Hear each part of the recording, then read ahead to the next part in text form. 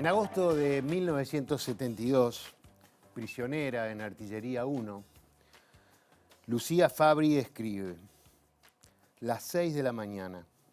Dentro de un rato empieza el día de todos. Las cabezas de todos, que se mueven apenas, se levantan apenas sobre el colchón de paja. Miran con el ceño fruncido, la nariz arrugada.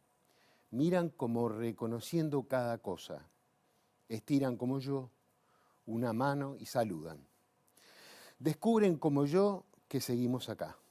Cada cosa en su sitio, cada cual con su número, aislados sin hablar, el día de cada uno, taciturno e incierto.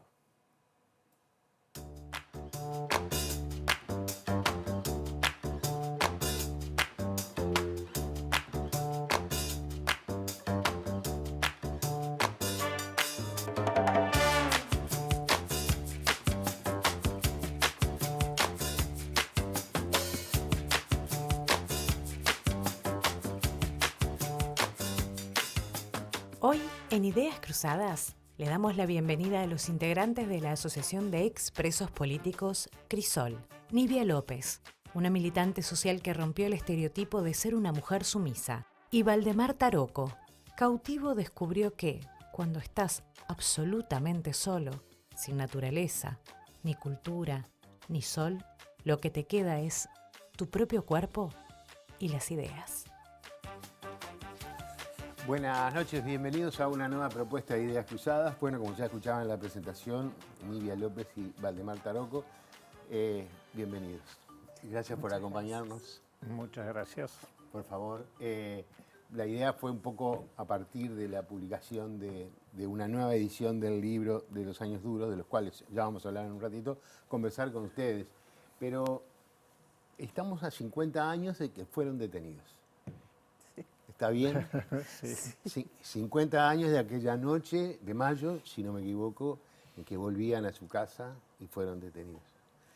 ¿Cómo fue esa historia antes de que pasara esa noche, esa historia de conocimiento y esa historia que termina con un embarazo que termina teniendo un niño que nace en la cárcel?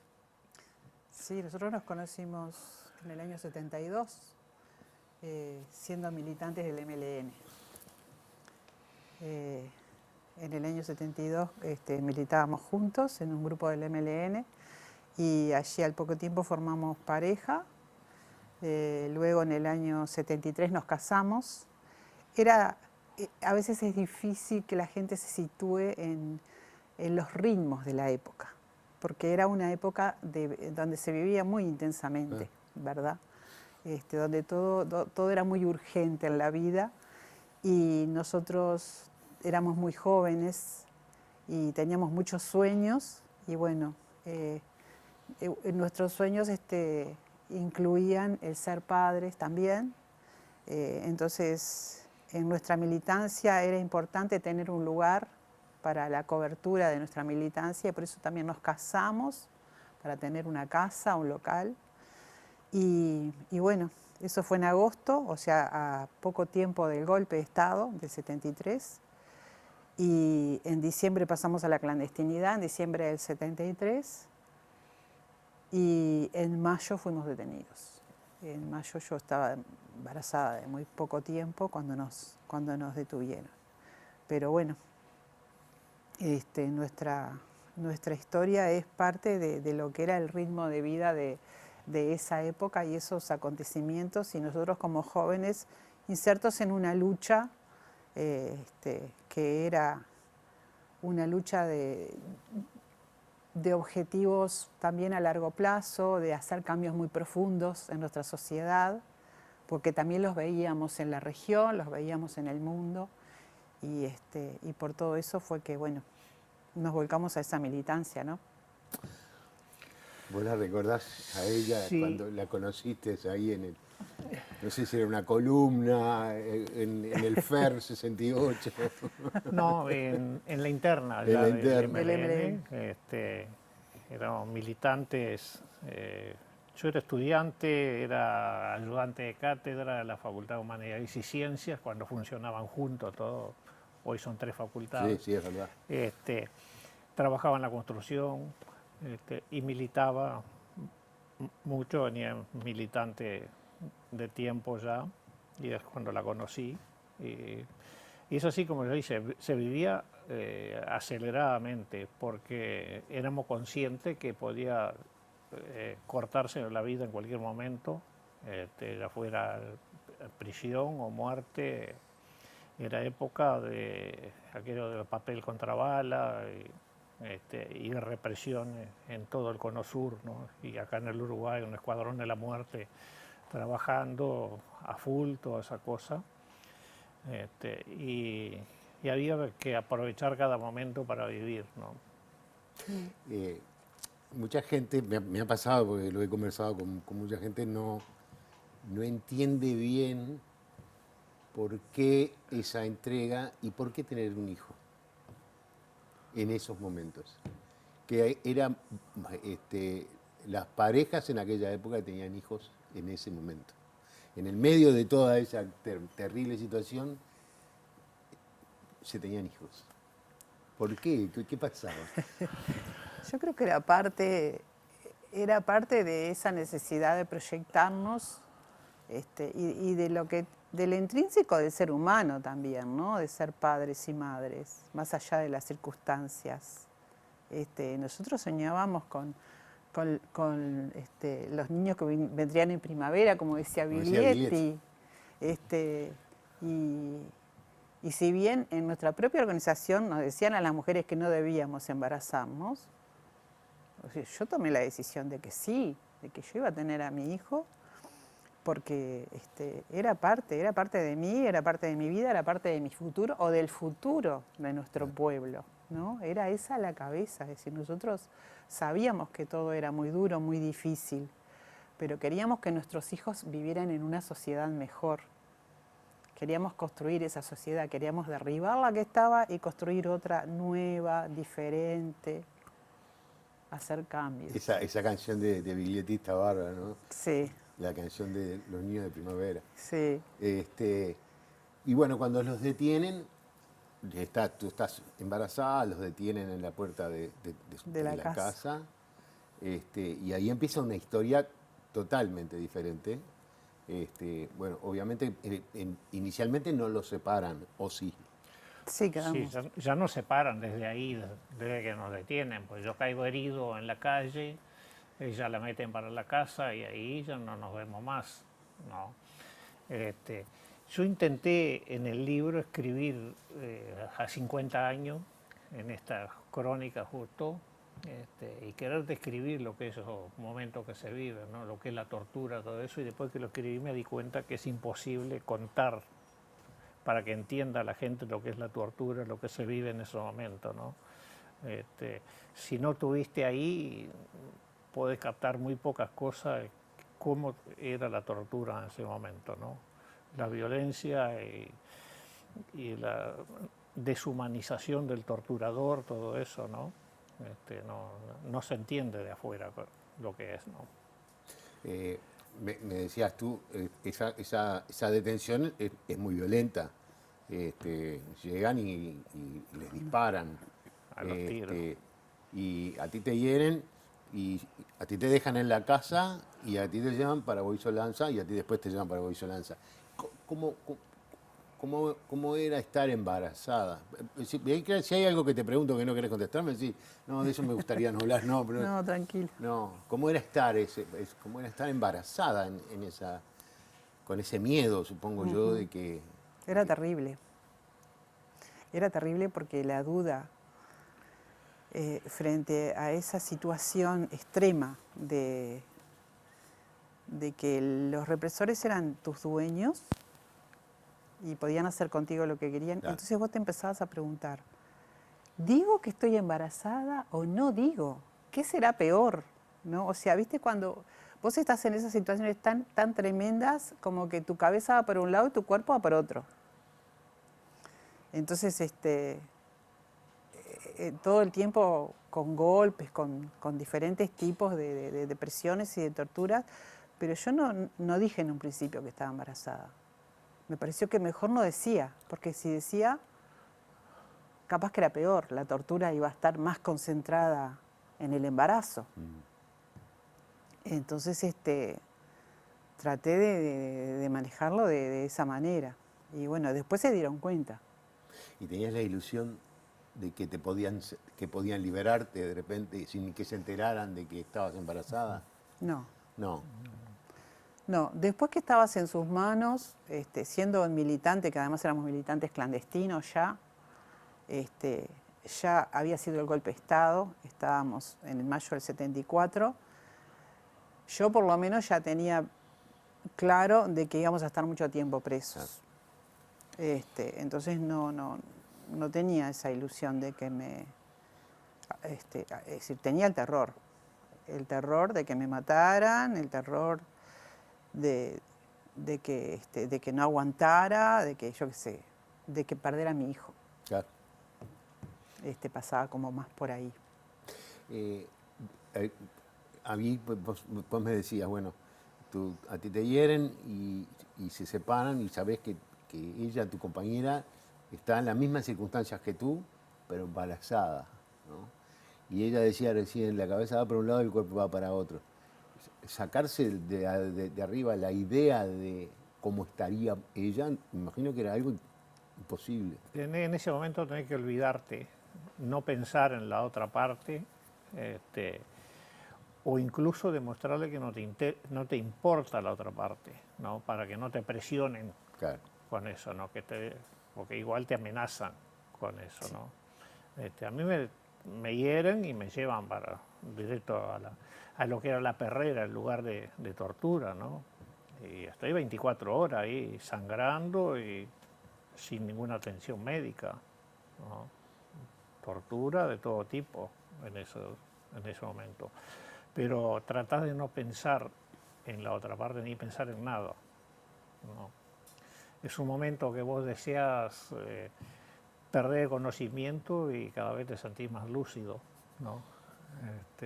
Por la misma tensión que estás viviendo en ese momento.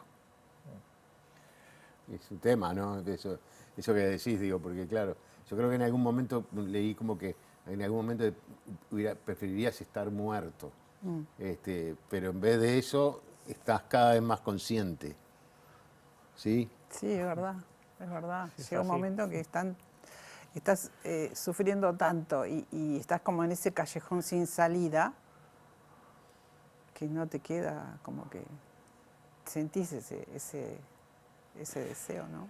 Es el instinto de supervivencia, ¿no? Que te aferrás igual a eso, a lo que sea, en ese momento, ¿no? Perdón que le pregunte esto, pero ¿les cuesta hablar de la tortura, de la cárcel? No, es un proceso, ¿no? Ha sido un proceso a lo largo de nuestra vida.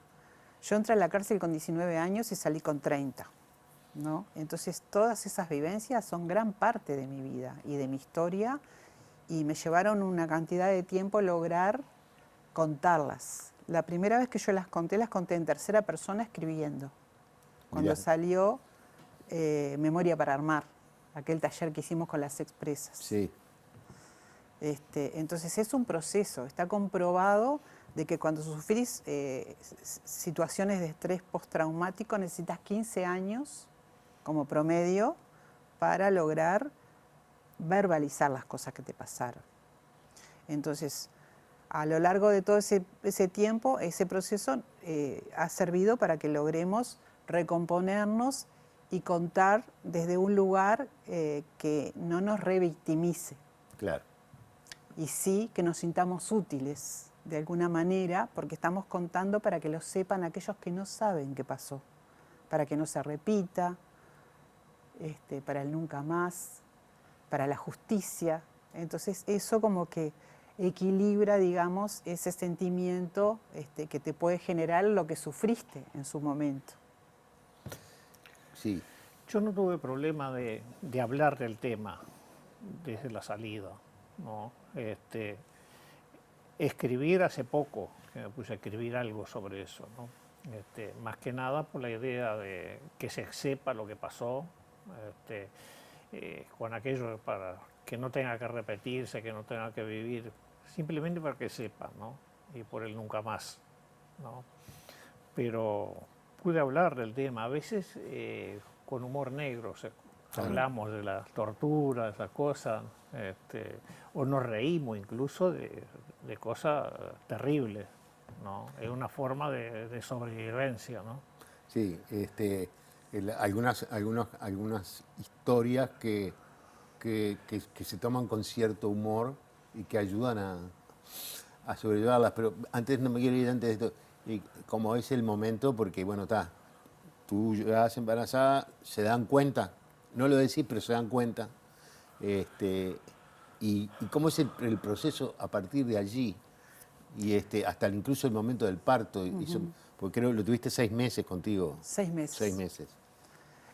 Bueno, cuando ellos se dan cuenta, nosotros seguimos en el, bajo tortura, ¿no? Sí, sí. Me recolectan orina y me hacen un análisis. En ese momento estábamos en una cámara que tenían en Boisolanza que no sé cómo se llama, de prueba de pilotos. Un gabinete psicofísico. Es una cosa hermética, oscura totalmente. Y ahí viene el médico que estaba allí en el cuartel y me dice: señora, la felicito, va a ser mamá. Bueno, era muy irónico, ¿no? Sí, por eso te iba a decir. Era muy burlesco, muy terrible. Pero bueno, ahí fue donde ellos confirmaron, claro, fue donde ellos confirmaron que yo estaba embarazada. Y bueno, después yo nunca tuve atención médica, nunca tuve atención ginecológica. En septiembre, fines de septiembre, nos llevan a los juzgados con un acta firmada al lado del tacho de tortura. Y luego me llevan al celdario, que era en una vieja torre de control que había ahí en Boisolanza, con unos calabozos diminutos, y que había otras 3 compañeras, creo, en ese momento. Y bueno, estamos ahí, con una guardia. O sea, nosotros quedamos en el calabozo, que era el ancho de la cama, más un espacio así que abría apenas la puerta. Todo de hormigón. Y ahí estuve hasta diciembre del 74, que me agarré hepatitis. Bueno, ahí cuando me agarré hepatitis se ve que estaba muy amarilla y me llevaron al hospital militar. Estuve en el militar 20 días más o menos, que me recompusieron. Un médico de sala que ya falleció, que fue muy humano en ese sentido. Ese médico me indicó unos regímenes hiperproteicos, calcio, de todo. Bueno, yo creo que mi hijo creció en esos 20 días y se nutrió en esos 20 días como nunca antes. Y luego me mandaron al cuartel de vuelta, porque el médico me dijo: bueno, dice, la voy a mandar de vuelta al cuartel porque usted así tiene una visita antes del parto. Y en ese momento habían matado a Trabal. O sea que todos los presos estábamos incomunicados. Caminaban milico por entre las camas de la sala 8. No nos podíamos hablar. Y en el cuartel tampoco, no tuve ni visita, ni carta, ni paquetes. Las compañeras se las habían llevado para Punta Rieles, así que estuve sola desde el 30 de diciembre más o menos hasta el 9 de enero, que empecé con las contracciones. Nada, digo, perdóname, mientras tanto tú también seguías prisionero, porque vos también te llevaron a Boisolanza. Sí, sí. A las 24 horas me llevaron al hospital militar, me operaron la pierna herida, volví a la tortura. A los 3 meses más o menos me volvieron jugaron la puntería conmigo de noche, que hoy me hace una tomografía de pierna y tengo en ambas piernas objetos de metal. Mirá. Que no, de la pierna izquierda no sabía nada, me enteré ahí, 37 años después me enteré que tenía eso. Se sorprendió la doctora que me hizo la tomografía, y cómo iba a saber, yo estaba encapuchado, seguí encapuchado, no me enteré de esas cosas, ¿no? Pero ya en esa fecha, en octubre, me llevan para el penal de Libertad. Con el penal estaba ahí incomunicado ya también por lo de Trabal. En ese momento sacaron los 9 compañeros de rehenes. Y a ese es mi llegado al Boisolanza, que me recibe un compañero del liceo, que era oficial en ese momento. Un Y- compañero del liceo que Sí, que era, era era oficial. teniente. Que me vio y me preguntó, ¿te acordás de mí? No, no. Le dije, Pero sí te acordabas. Sí, claro, pero uno ya venía con eso. De capaz mejor que- no me capaz acuerdo. que- No me acuerdo. que me trae algún problema, ¿no? Sí, claro. Este, Ahora, pero sí. vamos a hablar de eso, de por la causa de Boisolanza, porque creo que es por lo menos debe ser una de las cosas menos conocidas, que en el famoso Boisolanza también fue un centro de detención y de tortura. Sí. Como que aparentemente la Fuerza Aérea no participó, pero sí participó. Me quedo un instante y el parto es en el hospital militar. El parto es en el hospital militar, horrible. ¿Y qué pensás cuando horrible la atención? Sí. Ah, perdona que te interrumpí. Cero humanidad, ¿no? Yo tenía había cumplido 20 años recién. Y bueno, no podía hablar con mis compañeras, no tenía idea de cómo tenía que respirar ni nada de eso. Y bueno, vino un ginecólogo cuando ya estaba naciendo mi hijo y me lo puso así, lo vi y así como lo vi, me lo sacaron y se lo llevaron para la nursery. No me dijo una palabra, ni él ni la partera me gritaba que pujara, nada más. Y bueno, después ¿Y pensaste en ese momento que te lo iban a sacar? Se me imagino. me vinieron todos los miedos. O Claro. sea, yo pasé todo el tiempo que tuve con mi hijo, tanto en el hospital militar como en el cuartel, con miedo a que me lo sacaran y que yo me pasaran para el otro lado, porque era horrible la situación. Bueno, ya sabemos todos cómo era la situación, ¿no? Pero bueno, sí, cuando el parto fue un parto difícil porque fue un desgarro muy grande. Mi hijo pesó 4 kilos 150 y bueno, estuve varios días con transfusión de sangre, suero, no me dejaban verlo. Me decían que estaba en la nursery porque en la sala no lo podían traer, hasta que finalmente logré que me llevaran a amamantarlo. Mientras tanto ya le estaban dando, bueno, complemento y no sé.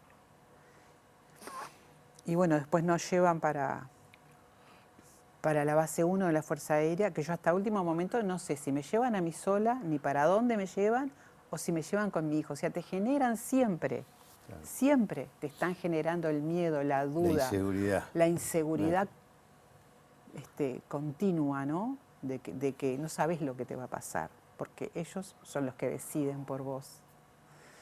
Y bueno, finalmente me llevan a la base 1 y quedo en un calabozo con él de la base 1.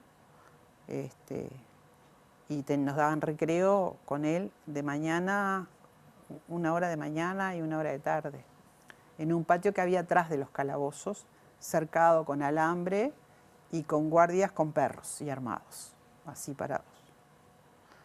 Ese era nuestro recreo. Y bueno, venían los mismos oficiales que nos habían detenido, venían a veces a hablar conmigo y uno de ellos era el jefe del operativo, el jefe del S2 de la Fuerza Aérea, el mayor Pintos, que ahora está procesado, finalmente está procesado. Y vino un día y me planteó que yo le tenía que dar a mi hijo. A él. A él, que él quería quedarse con mi hijo. Porque yo no lo iba a poder criar y él sí le iba a poder dar me acuerdo las palabras, una muy buena vida. Y bueno, frente a eso yo, apenas vino mi madre a la visita, bueno, a él le dije que no, obviamente, que no se lo iba a dar, y cuando vino mi madre dije, mira, yo lo quiero entregar. Había un alférez que venía una vez por semana a la reja del calabozo a ver si yo necesitaba algo, le dije, yo quiero entregar a mi hijo. Y el 21 de julio lo entregué. A tu madre. A mi madre. Perdona, y para terminar con este tema, ¿y cuándo te enterás vos que sos padre? Yo lo conocí a los 2 meses ya, tenía 2 meses. ¿Pero te enteraste que había nacido antes? Sí, en una visita anterior, una hermana que fue me dijo que había nacido, pero lo conocí cuando ya tenía 2 meses, ¿no? que era todo una tranza llevarlo, y tenían que ir temprano Mamá iba al aeropuerto, levantarlo, llevarlo a Libertad. No. Claro. Y yo saqué la cuenta que en esos 11 años lo vi unas 96 horas en total. O sea, 4 días en 11 años. Claro, porque había que ir a buscarlo al aeropuerto donde estabas tú y llevarlo hasta el penal de Libertad, Sí. para el otro lado de la ciudad. Sí, sí, mi madre tenía que irse a tomar el ómnibus hacia Libertad con él y luego de Libertad volver y ir hasta el aeropuerto a llevármelo. Bien, ¿podemos hacer una pausa? Sí, claro. Sí, bien. Hacemos una pausa y ya seguimos.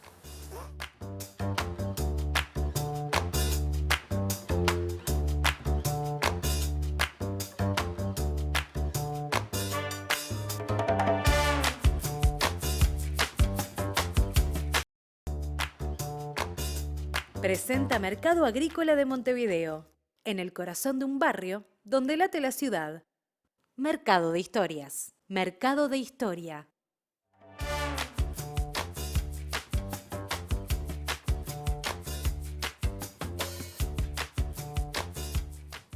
Seguimos conversando con Nivia López y Valdemar Taroco. Bueno, más o menos hicimos como un repaso desde antes, el momento en que los detienen y la cárcel, la tortura. Estábamos hablando de Boisolanza. ¿En qué está esa causa de Boisolanza? Bueno, la causa Boisolanza es la primera causa colectiva que surge en Crisol, digamos. Desde ahí la impulsamos y presentamos en el año 2010. Hace 14 Estaba años. la doctora Mariana Mota, le tocó en el juzgado séptimo. En la primera presentación éramos 10 compañeros, pero se fueron sumando hasta cerca de 50, en torno a los 50 compañeros, ¿no? A muchos no pudimos llegar o algunos, no es fácil a veces hacer esa cosa, presentarse o no claro. quieren. Y recién en 2023 se logra el procesamiento de 5, que ya son unos viejitos, como dicen, 13 años después de presentada la causa, cerca de 50 años después de ocurrido esa tortura, ¿no? Y hay varios más que están denunciados, una gran cantidad de oficiales, porque toda la oficialidad te torturaba y muchos de la tropa también, habían varios de la tropa que también participaban en la tortura. Y después pasa lo que pasaba siempre, ¿no? Que ninguno sabía nada, que estaban para cortar el pasto, estaban para pintar los arbolitos o trabajo de oficina, ¿no? Es como decían ellos, una total falta de carácter, ¿no? De asumir lo que hicieron. Nosotros seguimos esperando que avance esa causa, que gracias también al doctor Carlos Pérez de Arsena, que patrocinó esa causa sin cobrar un peso, porque nunca pudimos pagar, ¿no? Y no tuvimos del Estado, de ninguno de los gobiernos, apoyo en ese aspecto, tener abogados puestos, como ocurrió en Argentina, ¿no? Claro. Que apoyaran las causas, ¿no? Fue la primera causa colectiva, luego surge la de las compañeras, del FUSNA, de 33, de artillería, varias causas más colectivas, ¿no? Desde Crisol hemos impulsado y apoyado todas esas causas, ¿no? Este que quería tu hijo es uno de los procesados. Sí. Sí, Sí. el mayor Pintos. ¿Qué sentiste cuando aquel que le iba a dar una buena vida a tu hijo terminó siendo procesado? Creo que con prisión domiciliaria, no sé si finalmente... No sé si No está sé. preso Pero mismo. fue si procesado. está, pero fue procesado, sí. Nosotros estuvimos allí en la puerta del juzgado cuando los citaron y bueno, y sentí como cierto alivio, más allá de la tardanza de la justicia. sentí cierto alivio y habían ido familiares de ellos. Y yo le grité torturador a él, ¿no? Y una mujer de la familia me dice, no seas mala. No sé. Que yo no sea mala, le digo. Se quiso quedar con mi hijo, es lo menos que te puedo decir. Así que no me digas que no sea mala. Me vino como, no podés.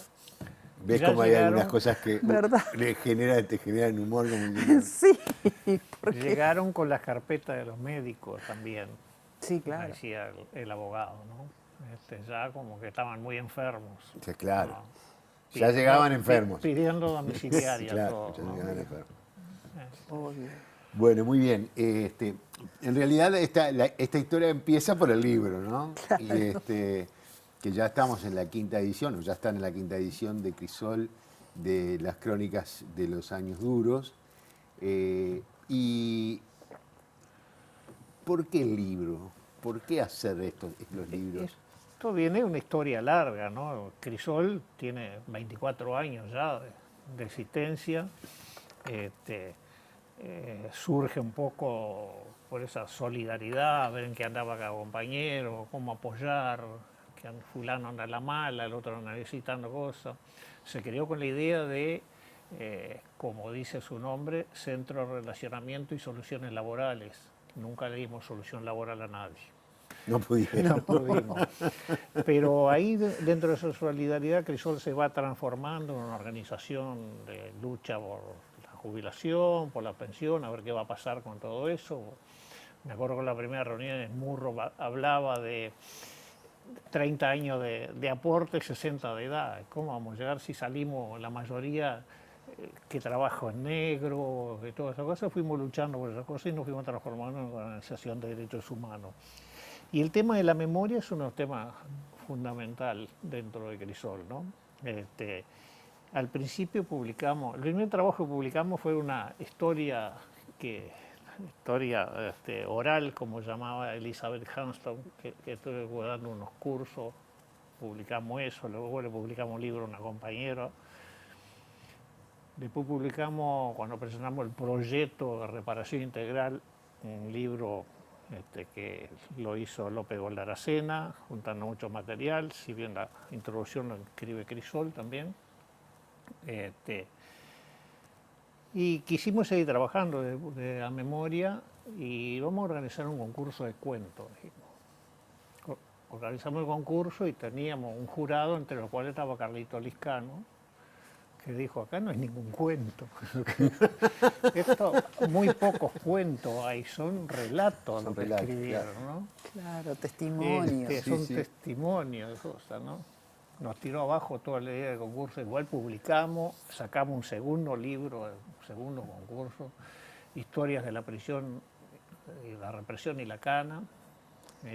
Y ahí nos dimos cuenta que, bueno, no vamos a hacer más concurso de cuentos, vamos a escribir crónica, propuse ese nombre, incluso Crónica de los Años Duros, que hubo acuerdo entre los que estábamos participando en Demo Memoria, y ahí arrancó. Crisol apoyó siempre la directiva, la cual integramos también, apoyamos, y hemos llegado ya al tomo 5, que como digo, va engordando los tomos. Todo esto, Cada vez es más grande. Cada vez más grande, ¿no? El primer tomo lo sacamos por el año 2018, ¿no? Que es con 29 relatos, escribieron 26 compañeros, ¿no? En 2019 sacamos el 2 y luego vino la pandemia, que nos retrasó todo, recién fuimos saliendo en 2023. Y fue engordando hasta llegar a este libro que tiene 244 páginas, 44 compañeros escribieron y hay 67 relatos. No. ¿Quiénes escriben? Porque son solo expresos, no. No, es abierto a todo, incluso hijos han escrito, familiares. Donde más nos falta es del exilio. Hay poco relato del exilio, pero escriben de todo. Hasta escritores han aportado un relato, hasta el que nunca escribió nada. Nosotros siempre decimos que no es concurso literario, no es nada. Como dice el compañero Hugo Bervejillo, a lo sumo le pasamos una lijita fina. Es corregir alguna falta de ortografía, claro. poca cosa más. ¿Y publican todos o hay una selección? Publicamos todos. En el tomo 4 se nos quedaron 3 relatos, se me perdieron en la computadora, quedaron sin salir el tomo 4, pero le dijimos que salen en el próximo y salieron acá en el quinto, ¿no? La idea es publicar todo lo que nos llega, ¿no? Si no es un disparate, una cosa de esa, no hay problema, Sí, ¿no? todo lo que tenga que ver con ese periodo y con las historias de los diferentes ámbitos, ¿no? Y sí, hay mucho de las cárceles y también hay de la calle, de anécdotas o pequeñas historias de cosas que vio la gente. Ahora estamos, en este último recibimos y en el anterior también, relatos de niños, de quienes eran niños Claro. en esa época, ¿no? Eso es muy interesante y es muy importante también que eso esté escrito, que esté contado, porque ahí la ventaja que tenemos aún hoy es de que todos estos relatos están contados por personas de carne y hueso que están vivas.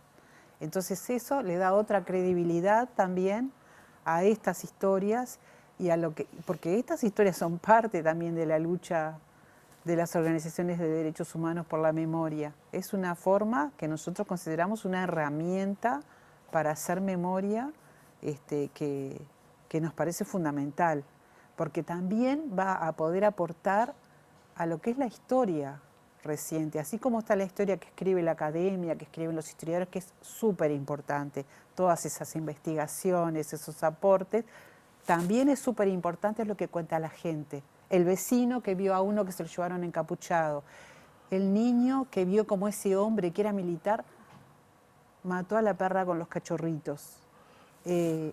Historias de todo tipo, la huelga general, cómo se las ingeniaban los compañeros, cómo nos ingeniamos para tirar los miguelitos, cómo nos ingeniamos para volantear, para hacer una pegatina, una pintada, fabricar los crayones, y también esas historias de la cárcel, que la cárcel también fue para nosotros, al ser en general situaciones de prisión prolongada, fue también un espacio de alguna manera de crecimiento, hasta físico. Yo crecí 2 centímetros estando presa. Pero digo, nosotros no estábamos en un depósito en las cárceles, estábamos en un frente de lucha y como tal nos comportábamos como colectivos que estábamos en un frente de lucha en manos de nuestros enemigos, y de un lado estábamos nosotros y los enemigos estaban del otro lado de la reja. Era mucho más fácil que afuera. Pero todo eso son historias que aportan a esta etapa de nuestro país, que no la debemos olvidar, que la debemos seguir enriqueciendo, porque es parte también de nuestra historia, es parte de nuestra identidad como país. No se puede hacer un paréntesis. No, claro. ¿Verdad? Este libro tiene en la tapa los ojos de las chicas de Abril. Exactamente, las muchachas de Abril. Las muchachas de Abril. Y hay un... Sí, ya lo estaban tomando de arriba. Arriba tengo una cámara. Y hay una crónica. Tú escribiste precisamente sobre ese tema, ¿no? Yo escribí sobre las muchachas de Abril porque las muchachas de Abril fueron asesinadas unos días antes de que nosotros fuéramos presos. Mirá.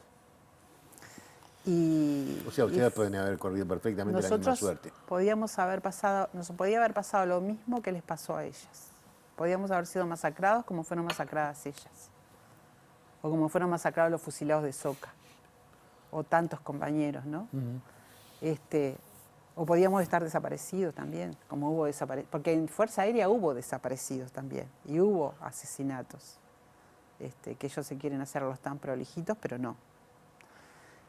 Y las muchachas de Abril entonces, es una historia que a mí personalmente me toca muy de cerca porque fue ahí en esa época, porque nosotros estábamos viviendo esas situaciones de terror, donde vos ibas caminando por la calle y no sabías si el camello que te iba despacito al lado iba a parar y te iba a meter para adentro y te iba a tragar o no. O si los fusileros que venían en las camionetas mal grises aquellas iban a bajar y te iban a tirar y para te adentro. iban a tirar para adentro. Entonces, en particular, en el caso de ellas, nosotros tuvimos, las compañeras cuando, siempre fue muy diferente la cárcel de las mujeres que la de los hombres. Y las compañeras siempre mantuvimos un vínculo que se prolongó después de la salida, en que nos seguimos encontrando, ¿no? Y aunque pasáramos mucho tiempo sin vernos, cuando nos encontrábamos era como si nos hubiéramos visto ayer. Sigue siendo así ese lazo intenso, fuerte que tenemos. Y tuvimos a la hermana de Silvia Reyes, que estuvo presa y que cada vez que sea el aniversario del asesinato de las muchachas de Abril, Estela Reyes iba al calabozo y el pajarito Silveira la hostigaba, etcétera, etcétera. Entonces, nosotros vivimos toda la enfermedad, lo que fue, Estela murió de un cáncer y toda la enfermedad de Estela la acompañamos muchas compañeras. Entonces siempre estuvimos yo siempre me sentí con ese compromiso de seguir todo eso que Estela había empezado, de seguirlo contando, de seguir trayendo a la vida a esas muchachas, a esas miradas que quedaron congeladas en la historia, en el tiempo, y que, bueno, que finalmente recién la Corte Interamericana pudo, se pronunció con respecto al caso, pero que, bueno, la justicia por ahí nomás. ¿Cómo lo viven los jóvenes estos libros, la nueva generación? Yo sé que hay muchos jóvenes que han escrito cosas y han publicado incluso de hijos y de esa historia que vos contabas o de cómo sentían cuando tenían que ir a ver a sus padres a la cárcel, pero digo, ¿sienten que les llega a nuevas generaciones? El problema es que es poco difundido todo esto, ¿no? O somos las mismas víctimas que tenemos que estar difundiendo. Nosotros tratábamos de ir a liceos, a dar charlas, simplemente contar lo nuestro, ¿no? Nada más, que ya en este periodo de gobierno no permiten hacerlo, ¿no? Y en los lugares que hemos podido hablar, buena recesión, ¿no? Sí. Muchos dicen que no sabían nada, que no conocían, y te encontrás con personas adultas ya que no conoce nada de los hechos, ¿no? Que se ha tratado de tapar, ¿no? En todos los gobiernos, desde la recuperación de la democracia, se ha hecho poco, ¿no? Si bien en los programas liceales en Trump había aparecido el tema del terrorismo de Estado, ahora lo borraron. Pero como decían los estudiantes, te lo dejaban para última bolilla y nunca llegaban a darla. En la mayoría de los lugares no se llegaba a tocar el tema, ¿no? Y nos encontramos con algún docente con temor de hablar del tema, ¿no? Por represalias que podía haber contra ellos, ¿no? Pero en los lugares que hemos podido charlar con jóvenes hay buena recepción de estos temas, ¿no? Más que nada por conocer y saber, ¿no? Y quería decir, esta mirada fue una creación de la diseñadora, que es hija nuestra justo, ¿no? Sí, la diseñadora del libro. Se le ocurrió a ella esta mirada, ¿no? Nos dimos la foto de las tres juntas y nos apareció con esto como muestra, a ver qué nos parecía. Es muy fuerte, es muy impactante. Y está muy bueno, muy fuerte, ¿no? Porque después porque eso forma parte también de su historia familiar, o sea, Tatiana, que es la hija de ustedes, que tiene 34, 35 años, es fruto de... Del segundo matrimonio. Sí, ¿Ve cómo hay humor? hay humor. Bueno, yo tengo un hijo del primer matrimonio y una hija del segundo. La madre es la misma. La madre, Somos los mismos, claro. está muy bien, o sea que ella también colabora. Sí, O sea, Sí, participa. Ella está muy... Muy participativa. Sí. Ella acompaña mucho.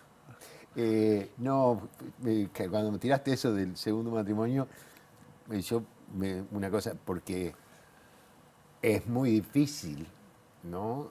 Recomponer, sin duda, una pareja, una familia, una amistad, después de 11 años de prisión, con torturas incluidas, y de separación. ¿Cómo fue? ¿Dónde se encontraron? Perdón, Sí. como un chisme, pero... No. Ella me apareció en el penal a visitarme. Claro. A mí me Cuando dieron la libertad anticipada el 27 de febrero del 85. Y él salió en la salida del 10 penal el 10 de marzo. El 10 de marzo. Entonces yo Salida llegué a colectiva. ir a una visita al penal de Libertad. Ahí nos volvimos a ver. Nos vimos que nos dieron unos toletazos en el Supremo Tribunal. Cuando fuimos al Supremo, ¿no? Claro, Lo en vimos y el nada más. 79, por ahí. Sí. Ahí. Pero ahí yo voy a la visita, ahora aparece y ¿qué haces acá? Fue lo que se me ocurrió decirle, ¿no?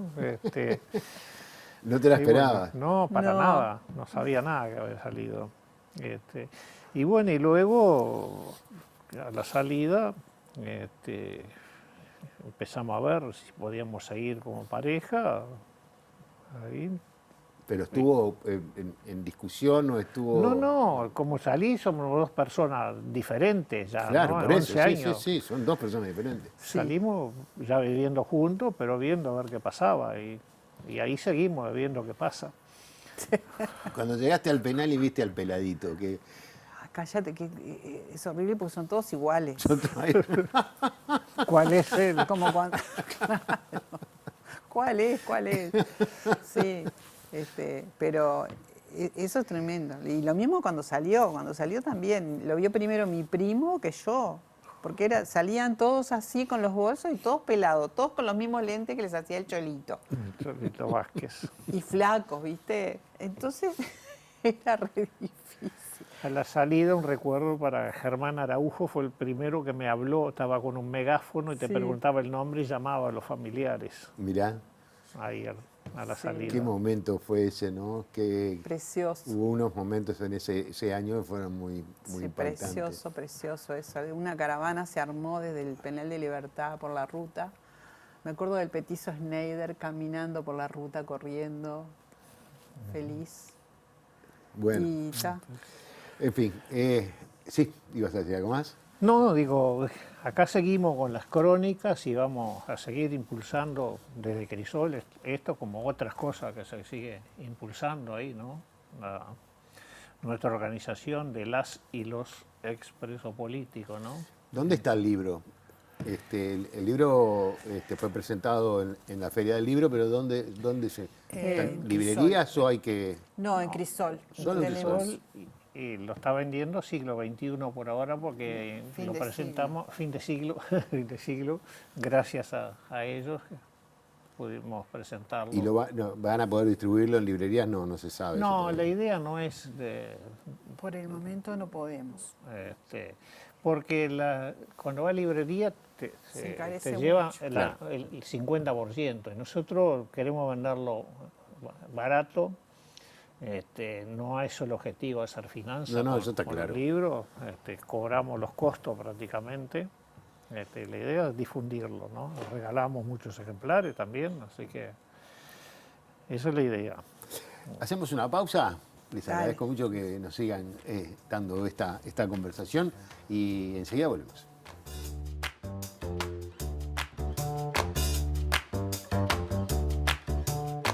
Presentó Mercado Agrícola de Montevideo, en el corazón de un barrio donde late la ciudad.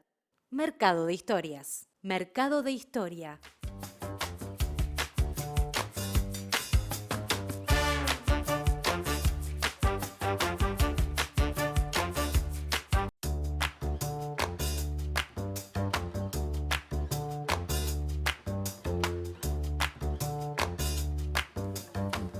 seguimos conversando en Ideas Cruzadas. Estábamos intercambiando algunas expectativas y nos estábamos acordando de historias. Y entre esas historias, sin duda, los temas vinculados a la reparación, a seguir adelante con la justicia y, bueno, encontrar a los desaparecidos son de temas que son vitales, ¿no? Que son centrales. ¿Cómo vivieron ustedes tú decías hoy en un momento, bueno, podría haber pasado lo mismo, que nos hayan matado, que nos hayan desaparecido, cuando se encuentran nuevos restos, y en este caso los de Luis Arigón? Sí, para mí los compañeros desaparecidos son un tema como que muy mi compromiso, ¿no? Porque por eso que decíamos, cualquiera de nosotros, o sea, todos los que estuvimos presos estuvimos desaparecidos y todos claro. los desaparecidos estuvieron presos. Y esos compañeros que hoy no están son los que también podrían estar acá en nuestro lugar. Entonces, cada compañero que aparece, para mí es súper... son muchas emociones encontradas, ¿no? Es la emoción de que aparece alguien al que le podés poner un nombre, es la emoción de que aparece alguien y que su familia va a tener un poco de paz, y es la rabia, el dolor, la impotencia de que les hayan hecho eso y de que se siga sosteniendo el delito de lesa humanidad que es la desaparición forzada. Eso, o sea, todo eso hay que juntarlo y decir, bueno, otro compañero, van 4. Y parece que hay más y no dicen una palabra. Entonces, para nosotros, para mí es súper removedor. Yo no puedo dejar de emocionarme cada vez que hay algún hallazgo en las investigaciones, en las excavaciones, y de preguntarme quién será, qué madre podrá tener una noticia de su hijo, qué madre ya se fue y no la va a tener, ¿no? Además nos quedan poquísimas madres, ¿no? Claro. Cada vez más son los hijos, los hermanos, los sobrinos. Entonces, el compromiso tiene que ser muy fuerte, por lo menos para nosotros desde Crisol es un compromiso de fierro, ¿no? El de trabajar por la justicia y por la verdad y porque se encuentre a todos y a todas. Sí, te digo. Son sensaciones encontradas, lo que decimos, ¿no? Porque qué suerte que apareció, pero Sí, claro. ¿cómo llegó a eso? Sí, eso es tremendo, ¿no? 4 ahí, en el 14, en Toledo. El caso de Boisolanza, habían señalado que la chacra estaba Arpino Vega y resulta que era Chávez Sosa, ¿no? Estábamos todos seguros que estaba Arpino Vega también ahí, Sí. ¿no? Que nunca se encontró, ¿no? Porque hubieron desaparecido también, Claro. en nuestra causa de Boisolanza, y hubieron asesinado, y está el caso de la paraguaya Vitorina Godoy, que no sabemos bien qué pasó, que estuvo ahí en Boisolanza, supuestamente la llevaron para Santa Bernardina, y yo no sé qué más pasó con ella, ¿no? Que se dice que quedó embarazada estando detenida. Está el asesinato del Cacho Pereira Llama, ahí en la misma perrera del Boisolanza, ¿no? Y hubieron ministros del gobierno del Frente que dijeron que no tenían conocimiento que hubieran detenido en el Boisolanza. Y otro que cuando la jueza citó a 12 torturadores, contestó que de 11 no sabía si estaban vivos o muertos, ¿no? Es decir, la poca empatía, el poco apoyo a esas causas, ¿no? Yo creo que poca voluntad política. Y el tema es ese, ¿no? Que de los 197 compañeros desaparecidos, que lo que decía Nibia, ¿no? Que antes fueron presos políticos. Yeah. Nosotros tuvimos desaparecidos varios meses, por suerte aparecimos, ¿no? Y que hayan se haya identificado cerca de 30 nomás, de esos 197 y los demás, hay gente que sabe dónde están, ¿no? Porque está claro, cuando en el 76 trajeron la invasión, que iban a hacer la invasión, que montaron todo en Ciudad de la Costa, en el Chalet Susi, 76. en el 76, y dijeron que eran 62 los que habían venido y después no aparecen, de dónde están, ¿no? Entonces supuestamente lo trajeron para acá. Tú decías El recién, segundo vuelo. claro, tú decías recién, ¿no? Cuando aparecen restos, uno tiene ese sentimiento contradictorio de, por un lado, la alegría que vos manifestabas, bueno, se va a saber de la historia de uno, hay una familia que va a tener, no sé si paz, pero por lo menos poner un punto final, pero por otro lado es, qué horrible, ¿no? Que haya pasado esto, ¿no? Es horrible. Porque además, ¿cómo nos consta de cómo están los cuerpos? O sea, que todos sufrieron torturas, Sí, claro. que fueron algunos Un ejecutados. balazo en la cabeza. Es difícil. Bueno, nos tenemos que ir, pero antes de irnos yo tengo que hacerles un juego de cartas, que es como una despedida habitual del programa, que es, hay una pregunta acá atrás y ustedes la tienen que contestar, nada más que eso. Sacamos elija una. la que quiera. Sí, Dale. cada vez quedan menos porque cada vez contestan menos preguntas, pero bueno, capaz que para terminar el año, ¿la podés leer? ¿La leo? Sí, claro. Menciona algo que creas que está totalmente sobrevalorado. Piense tranquila. ¿Qué dice la tuya? Si pudiera escuchar un solo álbum de música durante el resto de tu vida, ¿cuál elegirías? A los Beatles. A los Beatles. Yo, como estudiante, empecé a ir a los bailes con los Beatles, en la década del 60, ¿no? Imaginen lo máximo de ellos, ¿no? Porque éramos gente común, que nos Sí, gustaba claro. ir a bailar, nos gustaba Sí, sí. salir, ir al cine, todas esas cosas. Sin duda. En la historia de la muchacha de Abril, tú decís, les gustaba a los Beatles, hablabas de los Beatles. Sí, claro, había una que tenía una banda de rock. Una banda de rock. Sí. Bueno, ¿qué está sobrevalorado? Bueno, hay tantas cosas que están sobrevaloradas. Por ejemplo, la justicia. Está muy ¿No? bien. Hablando de la justicia, yo creo que falta mucho para que tengamos una justicia realmente para todos. Está muy pero bien. Bueno, les agradezco que hayan venido. Muchísimas gracias por la invitación. No, por favor, para mí fue un gusto estar con ustedes. Y a ustedes los invito para el próximo domingo para, como decimos acá, conversar, que es pensar juntos en voz alta. Hasta la próxima.